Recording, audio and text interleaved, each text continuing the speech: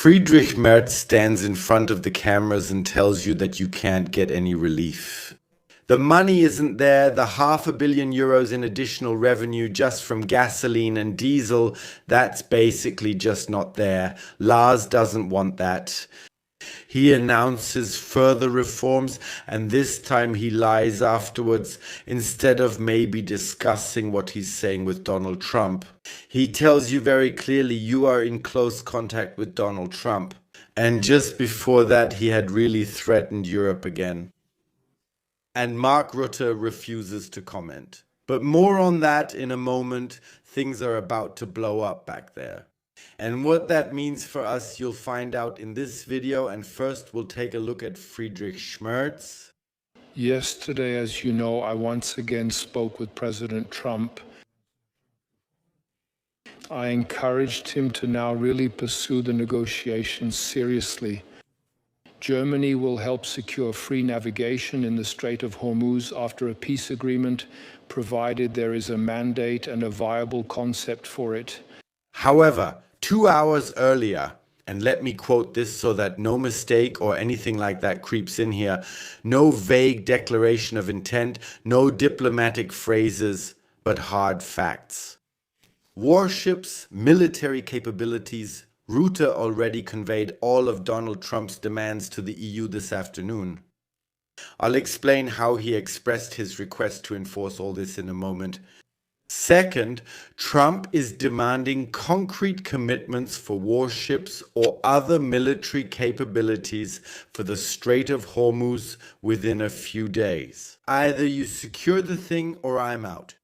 However, when asked today if Mark Rutte knew anything about Donald Trump, whether he wanted to leave NATO now, Rutte turned completely pale during the press statement and then paused. And he made it clear that he wouldn't say anything about it. He didn't deny it, he didn't refute it, he didn't say anything at all because he knew that he actually had a huge problem.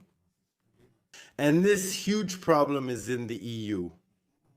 But before we listen to how quickly Friedrich Merz wants to respond to the request to send commitments immediately, may I ask you one thing? Do you like this channel? A like and a subscription would help me so much reach even more people with these videos. And now you're getting the same statement that came later, mind you. We also talked about the future of NATO in our phone call yesterday. I offered him that we could discuss the future of NATO together once again before the NATO summit in Ankara, which will take place at the beginning of June. And it is my firm intention to do everything to maintain NATO's protection for Europe, with the United States of America included. Before the beginning of June and within a few days, your ships are in the Strait of Hormuz as if there's something in between. Just like the relief for citizens here in Germany. Yes, so there really has been a lot of arguing about it. Friedrich Merz had all kinds of ministers come to the Chancellery immediately at noon today so they could discuss what the relief measures are. However, in his entire speech, there wasn't a single word about how citizens will be relieved. That only came up when asked, and I thought to myself, when I listened to that, you can't tell anyone out there about this anymore. Many people can hardly afford to refuel anymore. No, they can't even go to work anymore. That's been published now too, because they don't have any money left for fuel. And now just listen to this for a moment. Still, it's clear that we're keeping an eye on the high costs. Many citizens, many medium-sized businesses, many companies overall are under a lot of pressure. And of course, we've seen that not only at the gas stations in recent weeks, but also in energy costs for the companies, whether it's as fuels or as raw materials. We responded quickly with a tightening of antitrust laws and with new powers for the Federal Chancellery. We protect companies in Germany, but we cannot shield them from all the disruptions in global markets.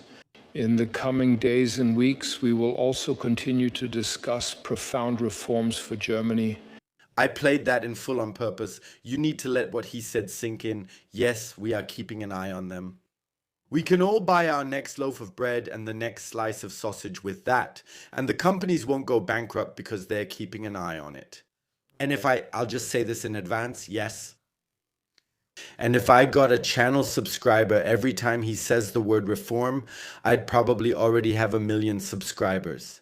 And I'd be somewhere on Ibiza. No, just kidding. Just the word reform alone makes my stomach turn these days.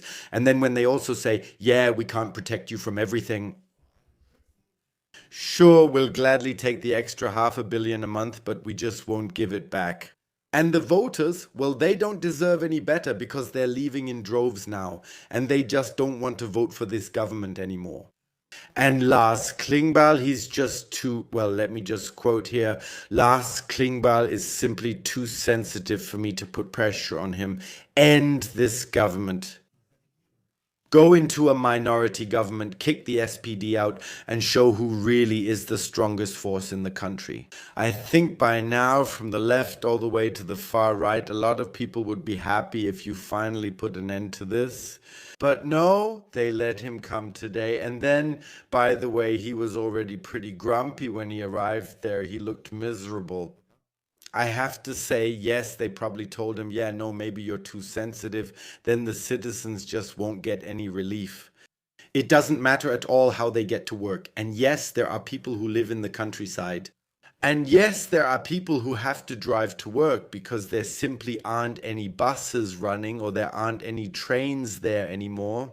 Do you actually know how many train stations in Germany have been closed down? Mr. Chancellor, when can citizens expect relief, and what role could the commuter allowance and electricity tax play in this? Yes, Mr. Sturm, first of all, the most important thing is that this war ends, and that would be the best relief for all of us. So they gladly take the additional revenue, and with that they form task forces on labor issues. Sorry, you'll explain that in a moment. So there is no relief, and there won't be any relief until, well, that's over back there. Because you can still pay for it, and because you're just supposed to go to work, you just have to work 2 or 3 more hours in your life. I'm doing that again now too. Sasha, not to pin down the costs, because events are now happening so quickly, and I'm already looking forward to the next polls. I'm really already looking forward to the next polls. By the way, INSA released a very clear statement again today.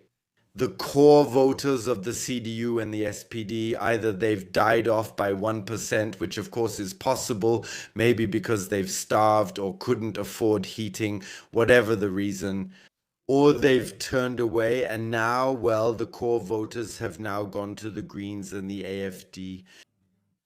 And the AfD voters aren't even protest voters anymore, but more and more protest voters are joining. The hardcore is suddenly getting bigger and bigger. And the new protest voters, or rather the somewhat older protest voters, are now becoming the hardcore.